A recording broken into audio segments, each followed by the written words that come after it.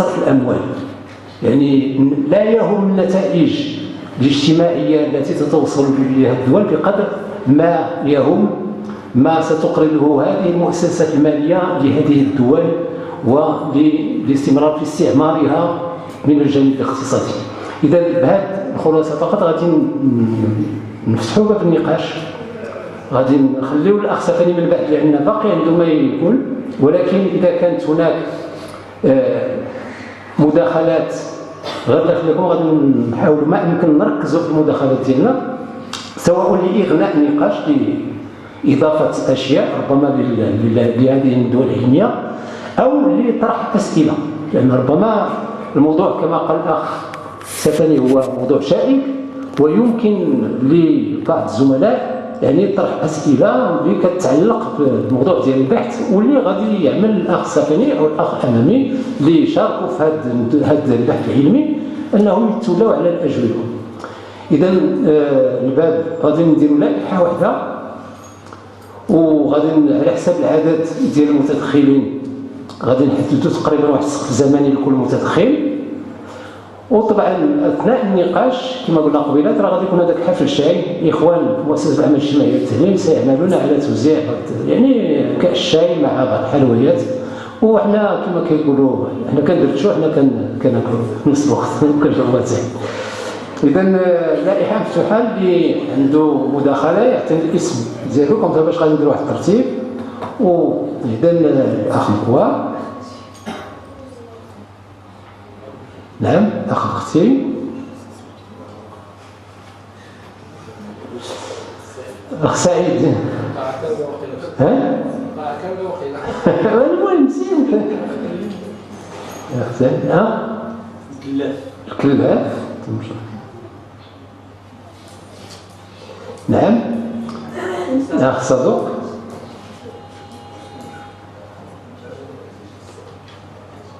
أخ مامون، حريزة مامون،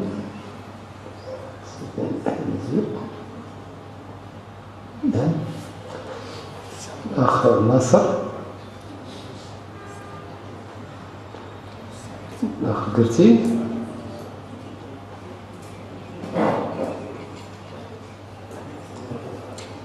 صحيح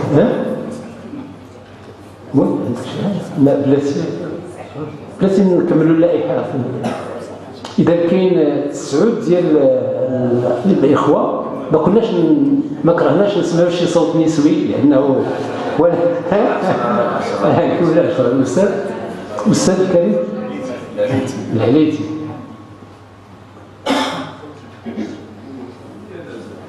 ما كرهناش نسمعوا شي صوت وحنا كان يعني يلاه هذه واحد الاسبوع تقريبا كان اليوم العالمي للمراه وحنا كان شكون كاينه شي وحده ها طمو السي 11 مناضلات اذا الاستاذ السي طمو السي. اذا غادي نبداو. اذا بعد ذلك الاخ سفني عنده شي اضافه بسيطه قبل ما نعطيو الكلمه للاخ مكوا. اولا شكرا للسي محمد على هذه الكلمه اللي قال دابا، ولكن غير يجب التوضيح ان البحث اللي دار هو بحث مختبر علمي ما دخلنا فيه لا مؤامره. انا ما تكلمتش نهائيا وما كانش عندنا الحق اننا نقولوا يعني كلمه مؤامره او لا نربطوها بحدث مثلا ديال عيار المعسكر، مع العلم ان كانت عندنا رغبه، ولكن العمل كان لا موديليزاسيون، نديروا البروجيكسيون ونقارنوها باللي كان صافي. ما تهمنا حد ما دابا كلمه للاخ مكوا. دابا لكم يعني 3 دقائق واخا ما نقولش 30 ثانيه. اولا شكرا للاخوه على هذه الندوه العلميه، اتمنى تكرر مره اخرى، اتمنى ان تكرر ندوات على هذه الندوه. السؤال ديالي هو السي سفاني هضرنا على واحد القشره رقيقه ولكن ما زومهاش وكبرها. الطلب ديالي هو ان ديك القشره كبروها شويه شنو هي. وشكرا. استاذ اختي. بسم الله الرحمن الرحيم.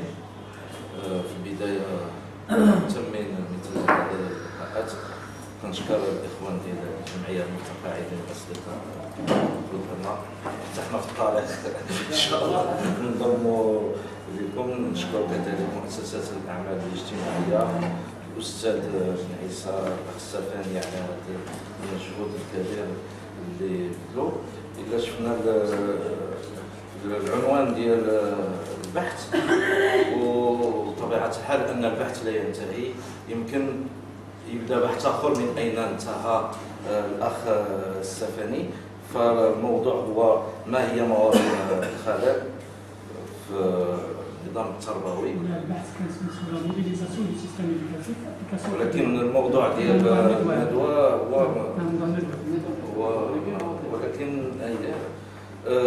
ولكن هذا ما عطاناش البحث، ما جاوبناش بصفه علميه حول مواطن الخلل والنسبه ديال مواطن الخلل، لان ربما ملي كنتكلموا على النظام التربوي فهو كما قلت نظام معقد فيه مجالات كثيره.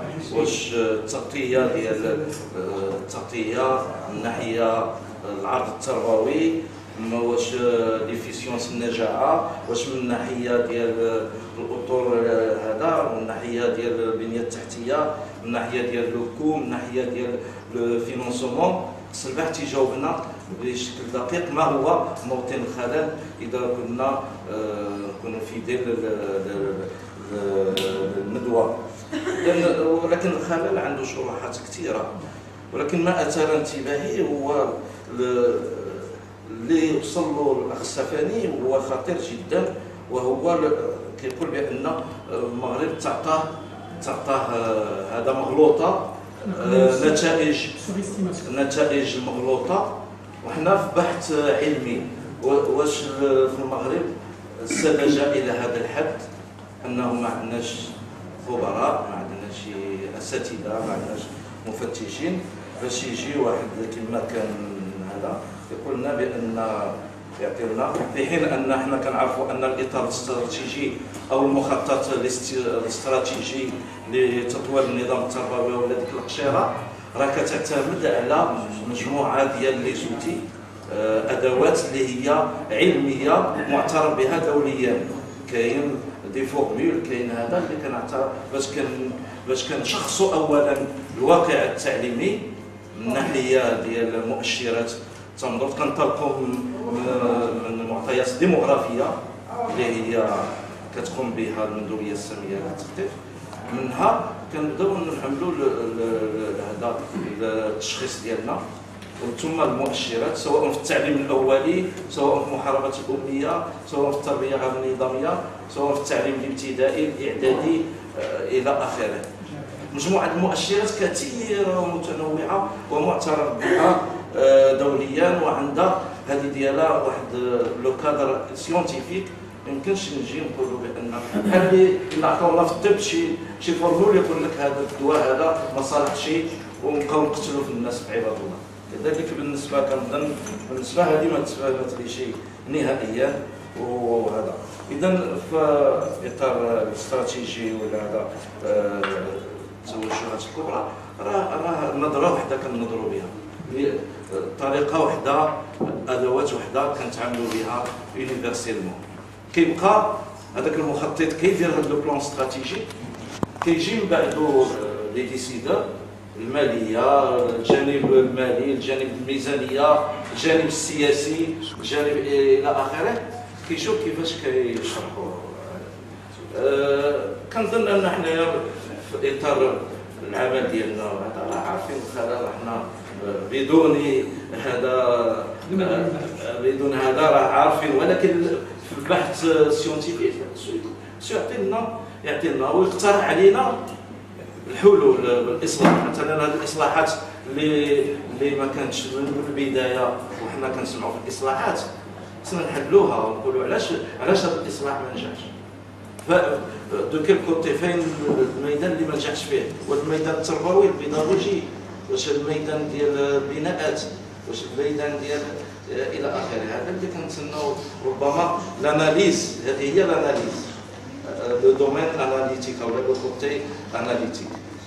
وبناء على المعطيات كنعملوا نحملوا هذا اللي كنقولوا الاسقاطات. بعد الاسقاطات والاسقاطات كما قلتي راه ما حد كيطول الزمان، ما حد هذه لا فيديليتي ديالها كتنقص. من هنا ل 2020 ربما راه كاين واحد لو دوغري ديال ليفيسيونس ديالها وديال النجاعه ديالها وديال وشكرا. لا التوقعات هذاك اللي هذا سليمان يمكن تفقد هذه ديالها. شكرا. واسمح لي على الكلمه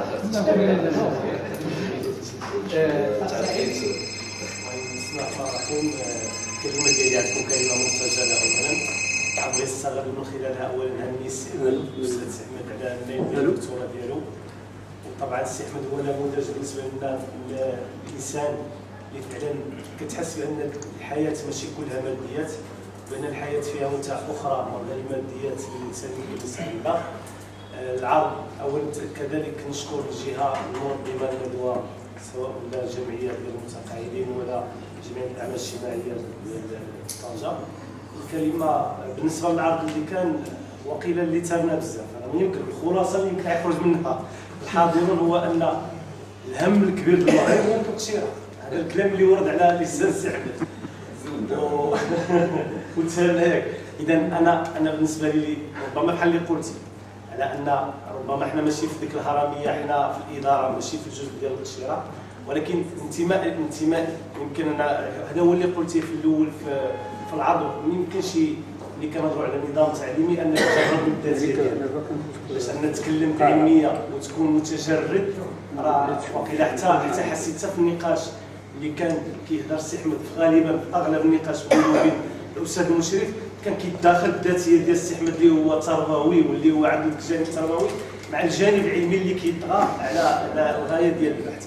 فانا كنشوف بان ديك التقشيره الجزء الاكبر من العمل هو ديك التقشيره، لان ملي كتهضر على السيستيم وكتهضر على التلامذ وكذلك التطور ديالو وشفنا التلامذ شنو وقع لهم، واللي اعتمدنا على واحد النص اللي تكون ثابته وشفنا التلامذ شنو وقع فيهم، هذا هو العمل الاساسي ديال ديك التقشيره.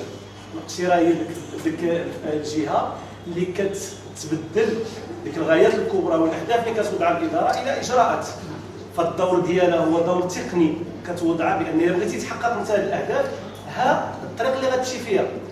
نجاحك او فشلك ماشي هو المسؤول عليها، ويمكن يسيرك من بعد على ان تعدل في الطريق ديالك ملي تكون غادي، على انك الا ما حققتيش لان لهاش اللي وقع ولا لي ريسك اللي هما ما كانوش متوقعين وكانوا، وتعدل ديك المخطط ديالك تحاول انك اما تستدركوا او انك تصلحوا. فبدون وجود ديك التقشيره في جنبك راه يمكن انك توقع في ديك المحيط اللي انت تكلمتي عليه اللي ما تبقاش عارف اليمين من الشمال.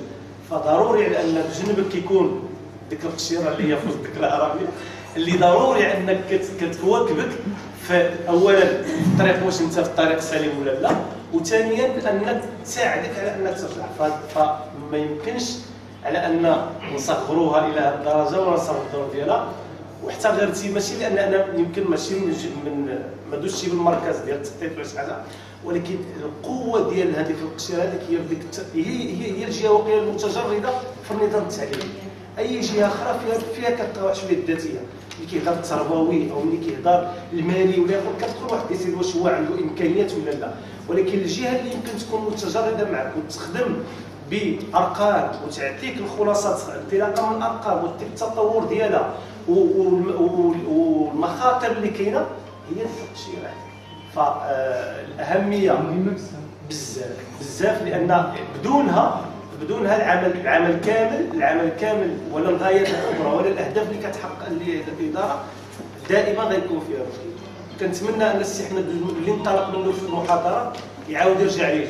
واش يمكننا الان نعملوا تعريف للنظام تاع السيستيم التربوي، واش يمكننا الان نعرفوه من بعد البحث العلمي نهضروا على نظام تعليمي، واش يمكننا دابا نعرفوه في ديك الجمله اللي قالت واش يمكننا دابا نتكلموا على نظام على سيستيم اللي يمكن على سائر الانظمه الاخرى اللي كتكلموا في الميادين الاقتصاديه ولا في الميادين الصناعيه ولا.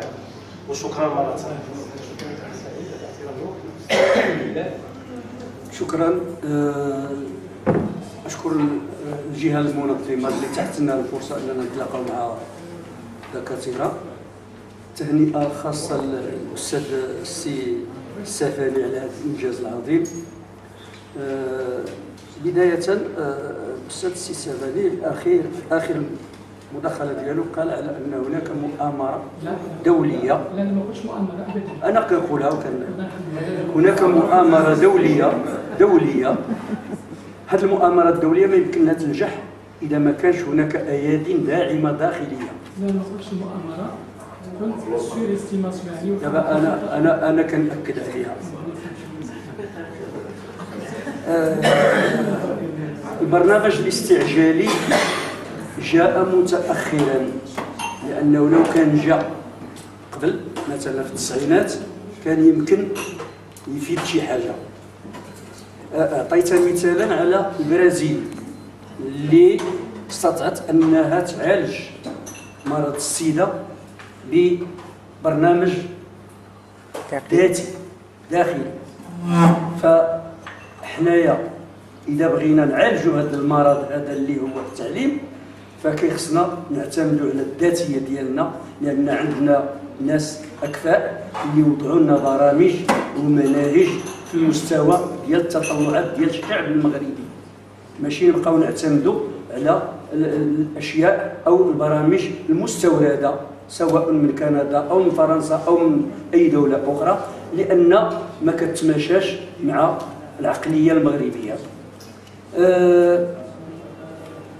كنت كنتمنى لو كنا نمشيو مثلا في النهج ديال السياسة الاستعمارية التي كانت تمارس واحد البرنامج في التعليم ديالنا، ملي كانت كتسيرنا هي التعليم ديالنا.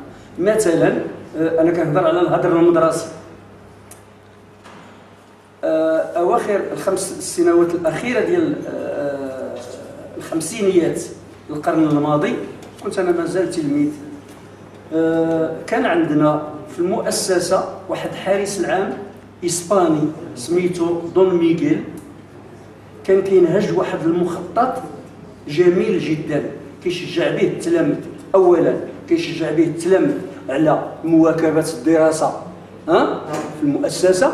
ثانيا كان كيشجع التلاميذ على التعاطي للمواد الإسبانية. كيشجع التلاميذ، كان ديك الساعات المطعم المدرسي فكان كيخبع مثلا الشوكولات جيم ديالو او البيض مسلوق، ديك الشيء على حسب اللي طبخوه في ذاك النهار هذاك. الا عطاو الشوكولات كيخبع الشوكولات، عطاو البيض مسلوق كيخبع البيض مسلوق، وكيختار بعض التلاميذ اللي كيسيروا القسم وكيعطيهم باش كيشجعهم على على على على على مواكبه الدراسه وما ينقطعوش على الدراسه. بالنسبه للهدر المدرسي هناك تسييف او تزييف الحقائق. مثلا السيد الوزير خشيشن في العهد ديالو تحدث على 250 ألف تلميذ كيغادروا المدرسة في السنة. محمد الوفا قلص باش يعطي راسو قيمة، قلص العدد إلى 107,000 بمعنى أنه هو راه خدم التعليم ونقص من، وهي ماشي هي هذيك الحقيقة، لأن الحقيقة هي اللي جات عن طريق منظمة اليونسكو اللي عطات واحد الرقم مهول اللي هو 350,000. لكن الرقم الحقيقي أو اللي كيمس الحقيقة هو اللي عطاته بعض المنظمات الحقوقية اللي عطات الرقم 500,000 يغادرون إلى التسكع في الشوارع. وتنظمت سنويا وتنظمت عدة مناظرات وطنية ودولية في المغرب، مدينة الرباط، مدينة مكناس، مدينة وجدة، ومناظرات دولية مثلا اللي تنظمت هنايا في طنجة، وتنظمت في تطوان وخرجت بتوصيات. إلا أن للأسف الحكومة أو الوزارة الوصية ما عملتش بهذه التوصيات، حتى أنهم عطاو بعض الحلول، وهذه الحلول هذه هي كاينة والوزاره الوصيه ما عطاتش ما عملتش ما فعلتش هاد التوصيات ولا هاد النقاط اللي عطاتها كحلول للخروج من هاد الازمه ديال الهدر المدرسي. هنا كيبان على انك هناك مؤامره، هنا كتبان على ان كاين مؤامره حقيقيه. شكرا استاذ. ما كاينش سؤال لا نعم السؤال ما كاينش. هو غنى المداخلات فعلا. شكرا استاذ الكلاف. على كل حال فيما يتعلق بالمؤامره ما هضرش عليها الاستاذ. لا انا هذه واحد الخلاصه وصلت ليها باش قلت لكم كذا كذا شنو المصير، وهدرت على المؤامره. هذا الابداع يكون كتحمل المسؤوليه معك، يعني هذه مؤامره دوليه. انا وصلت القناعه على ان كاين مؤامره فعلا. ولكن البحث ديال الاستاذ هو بحث علمي محض. خلينا يناقشنا في المسائل العلميه. اسمح لي، هذا كيدل على ان هناك تعليم وهناك تعليم فعلا. دابا هادشي هناك تعليم، هذا الشيء نناقشوه ان شاء الله. نناقشوه. الاستاذ صدوق. بسم الله الرحمن الرحيم. دوري كنشكر الجهات المنظمه واهنئ الدكتور احمد السفاني. الا بغينا نربطوا شويه المطروحه ديال الدكتور مع العنوان ديال هذا الندوه ونناقشوا من خلالهم الاسباب من وجهه نظر الدوله كما وردت في العرض ديالكم. شرتيو الحكامه، شرتيو الدور الاستاذ، شرتيو النموذج البيداغوجي والتعبئه حول المؤسسه العموميه. ناخذ غير بعض من هذه الاسباب هذه ونشوفوا واش كسيناريو حتى هو مفترض لو كان توفرت شويش بعض الاشياء في هذه الاسباب هذه كنا نتجاوزوا هاد السيناريوهات او هاد النتائج اللي حنا وصلنا لها. ملي كناخذوا مثلا الاستاذ، ناخذ غير القاعه ديال اليوم، يتعلق الامر بواحد الندوه علميه زميل ديالنا مشهود له بالكفاءه وبالطيب الخلق الى اخره الى اخره. الجهات المنظمه ايضا في المستوى، التعبئه اللي تعملت الى اخره، القاعه كنشوفها تقريبا شبه فارغه. ويتعلق الامر بواحد الندوه تهمنا جميعا كنساء ورجال ديال التعليم، وفي المستوى ديال الدكتوراه ومشرف جدا. الى ما جابنيش انا كاستاذ ولا كمدير ولا كاطار تربوي معين مثل هذه الندوات، شنو اللي غادي يجيب لي؟ هذه واحد بالنسبه للاستاذ بصفه عامه كمدير الى اخره. الى خدينا الحكامه، البرنامج الميثاق الوطني للتربيه والتكوين حينما 1999 كان كيتحدث على مجموعه ديال الاشياء، ولكن كان كيوضع لها شروط، ومن ضمن الشروط اللي تحدث عليها ضخ ميزانيات معينه سنويا. فما الذي وقع؟ وقع ان هذاك الشيء اللي كان كيخصو يتعمل سنويا ما تعملش سنويا، تاخر الى سنوات مخطط استعجالي. طبعا ملي جا في واحد السنوات معينه وضيقه ما كانش لا العنصر البشري مؤهل، لذلك لا مجموعه ديال الشروط الاخرى اللي خصها تكون في هذا المساله ديال التعبئه حول المدرسه العموميه. إلا خدينا غير الجماعات المحليه، شنو عملت الجماعات المحليه من 2000 التاريخ ديال العمل بالميثاق الوطني لحد الان؟ اذا هذه الاشياء هذه غير على سبيل المثال، ماشي كنقولوا غنعطيو الحق للدوله حيت راها هي تشخص وهي تتحمل المسؤوليه الى جانبنا وجانب الناس الاخرين. ولكن انا كنقول يعني لا الاطروحه ولا الندوه ديال اليوم ما فيها بس ناقشنا وجهه نظر ديال الدوله، لان الا بينا بان على حق راه غنمشي في واحد السياق معين، الا بينا بان خاطئه في التشخيص ديالها وفي كذا، راه غنمشي في واحد الاتجاه اخر. شكرا.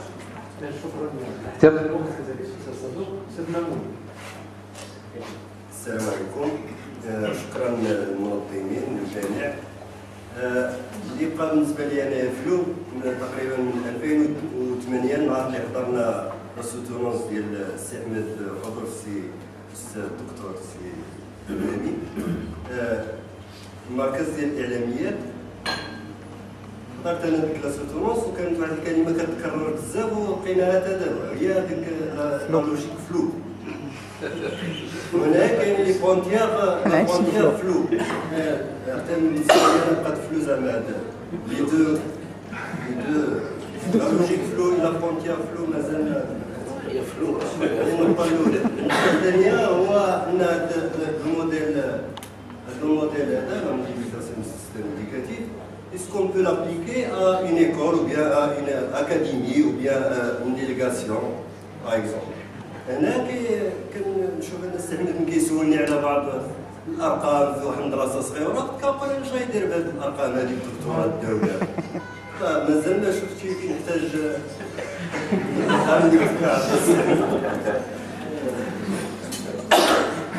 النقطه الاخرى هو الحقيقه السي احمد كنشوفو بحال تقلب 180 درجه. هذه واحد العامين ولا 3 سنين كان كيقول لنا بان حنا ما عندناش ان سيستيم ايديكاتيف لان ما كاينش ديك المدخلات اللي كيدخلوا السيستيم ايديكاتيف وكاين المخرجات. دابا كيقولوا دير راه كاين سيستيم ايديكاتيف راه خصنا ندخلوا له من الداخل الباب غتلقاها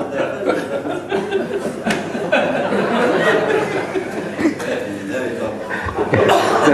شكرا استاذ مامون كذلك على احترام الوقت. اذا غادي نخليو الاخ صفاني على كل حال والاخ امامي غادي يعاود يفعلوا النقاش في هذه الافكار النيره. الاستاذ الحريزي. السلام عليكم. اشكر الدكتورين على هذه المحاضره القيمه واهنئ الاخ صفاني على درجه السحقه. لاحظت اعجاب المستمعين بكلمه علمي يعني علمي، ولكن الشيء المؤكد هو ان حتى العلم هو نسبي، فالنسبيه حاضره. وحبذا لو قلتم لنا ما هي نسبه مثلا درجه الخطا التي يمكن ان تكون في هذا البحث. المساله نسبيه. بالنسبه للتجربه البرازيليه هل يمكن تطبيقها في المغرب مثلا؟ ما دام ليس هناك اطمئنان للمعطيات البنك الدولي الى اخره، هل يمكن تطبيق التجربه البرازيليه على التربيه والتعليم عندنا؟ ثم هذا البحث هل هو معترف به من طرف الجامعات الدوليه؟ هل هناك ردود فعل من طرف الجامعات الدوليه او على الاقل الدول التي تشبهنا في تعليمنا، خصوصا الدول المغربيه الجزائر، ليبيا، موريتانيا، ام ان هذا البحث محلي له صبغه محليه يعني مقوقعه؟ المساله الاخرى والاخيره ولا المعطل، هل السيستم كومبلكس هو له يعني امتداد ام بعد 3 أو 4 سنوات سوف يقال ان السيستم كومبلكس لم يعد له يعني فعاليه، يعني لا يمكن الاطمئنان الى نتائجه؟ واخر نقطه، الاباء والمربون والتلاميذ يريدون يعني اشياء ملموسه في محيطهم. هل سننتظر نتائج البحوث لكي نوفر الحد الادنى من التعليم مثلا في المناطق القرويه، مثلا مكتبه، يعني بعض الاجهزه يعني الاوديو فيزيوال، وغادي نبقاو نتسناو يعني هذا الشيء كامل يعني باش نعملوا مكتبه؟ لان انا اعمل في المنطقه القرويه، ليس هناك مكتبه، ليس هناك خزانه، ليس هناك سبوره، يعني سبوره تعود الى سنوات الستينيات. يعني لي طابل يعني باقيين فيهم هذيك المكان ديال الدوايه اللي كان الزمان ديال الريشه. اذا غادي ننتظروا حنايا البحوث اللي ربما البحوث غتبقى قابعه في بعض الرفوف، عاد نجيو حنايا لهذيك المناطق البعيده ونسبق اللي جيتي لهذه المنطقه، عاد نشوفوا هذه النتائج. الاشياء البسيطه الملموسه خصها تكون حاضره. وشكرا. شكرا الاستاذ الحريزي كذلك على احترام الوقت والرجاء من فضلكم الهدوء لان كاين واحد شويه ديال التشويش في القاعه. الاستاذ ناصر. السلام عليكم. السؤال ديالي غادي يمشي مطابق على الديكور اذا كان ممكن.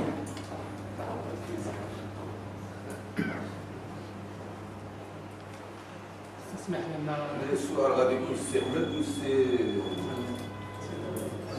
لا لا سي محمد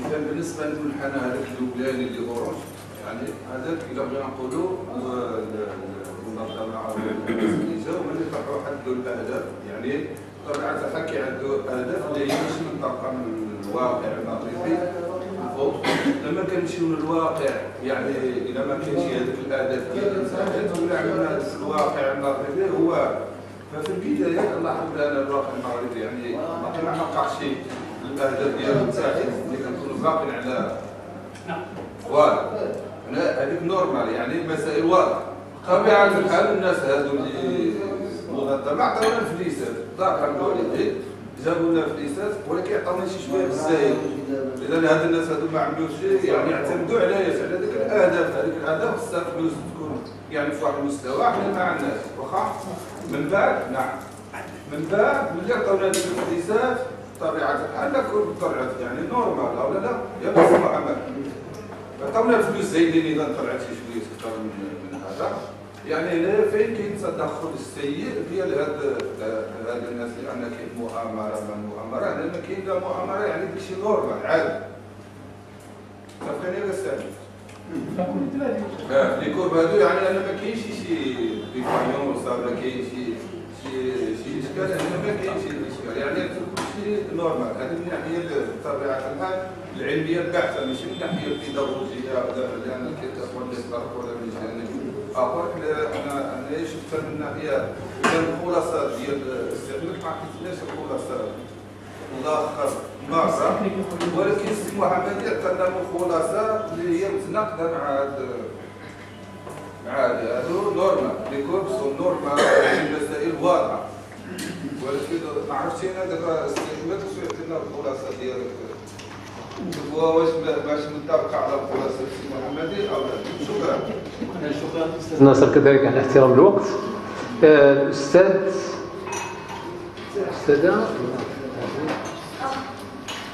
خريج لا قلتي عفوا تفضل أستاذ قلتي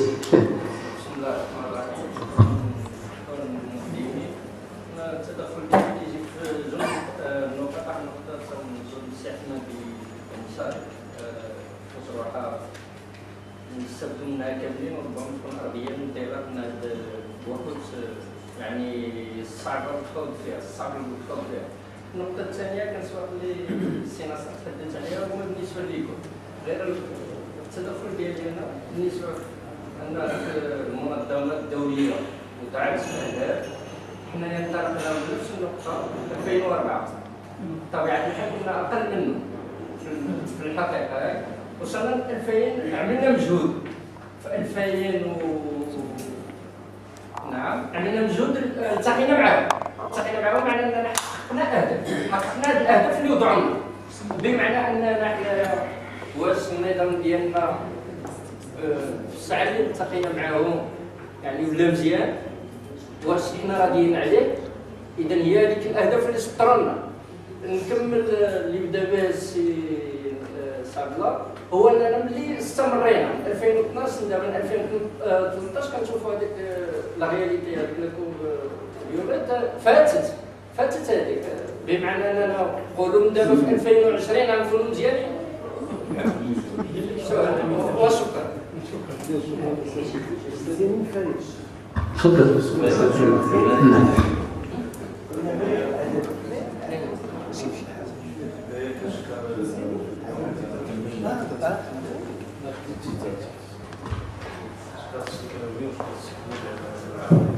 انا بالنسبه لي لحد الان الحقيقه باقي ما شفتش هذا الموديل اللي استعملته حبذا تعطينا المعطيات اللي اعتمدتيها كتبتي دوائر اللي عندنا ديكونت الفلو بغينا نعرف التفاعلات اللي كاين في ذاك الفلو بعد اصلا شنو هما ديك المؤشرات اللي اعتمدتيها دقه ونعرف المؤشرات اللي اعتمدتيها هي اللي داخل السيستم ونعرف المؤشرات اللي خارج السيستم التفاعلات اللي كانت كتطرى بيناتهم فبالتالي حنا دابا الحقيقه كنناقشوا نتائج اللي بحال اللي قابلينها ما عرفتش علاش اعتمدتي اصلا المعطيات المؤشرات اللي اعتمدتيها في خلال البحث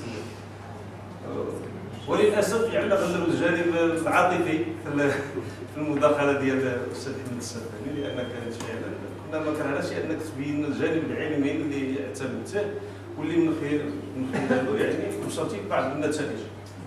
لان نعطي مثال مثلا بالنسبه لهذه المنحنيات اللي دابا كتعرض، انت كتعطي كمؤشر مثلا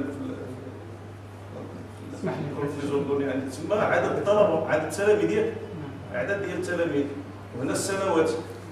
الى اي مدى هذا مؤشر هذا المنحنى يعني غنقدروا حنا نبنيو عليه ونستخلصوا اصلا استنتاجات. كتكلم انت على واحد القسم التحضيري مثلا اللي فيه ما نعرف شحال ديال العدد اللي تدار تما، غير باش نعطيك مثال على هذه المساله المعطيات المؤشرات اللي غنبنيو عليها خلاصه.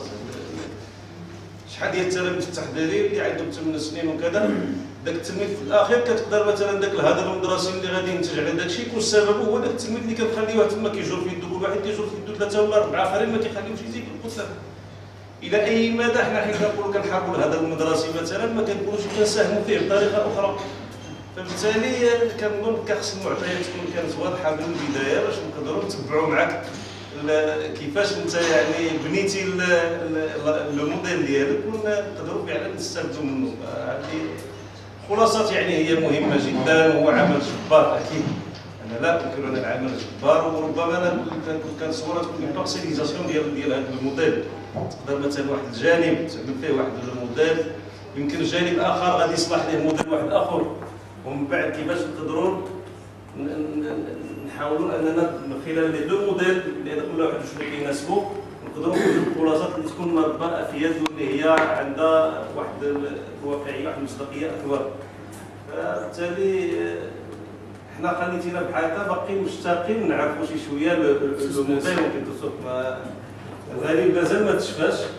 يلاه بدينا غادي نعرفوا شويه بعض الكور، فاذا اما ترسل لنا هذا العرض نطلعوا عليه وبالتالي نقدروا نناقشوه بطريقه علميه وغادي يكون نقدروا خلاصات. اما دابا كنناقشوا في الحقيقه حنا الخلاصات الدنيا كنشوفوها بعيونكم. حنا اكيد ان كنثقوا في العيون ديالكم اللي كتشوفوا بها، لان تكلمتي على لا فيزيون ديال واحد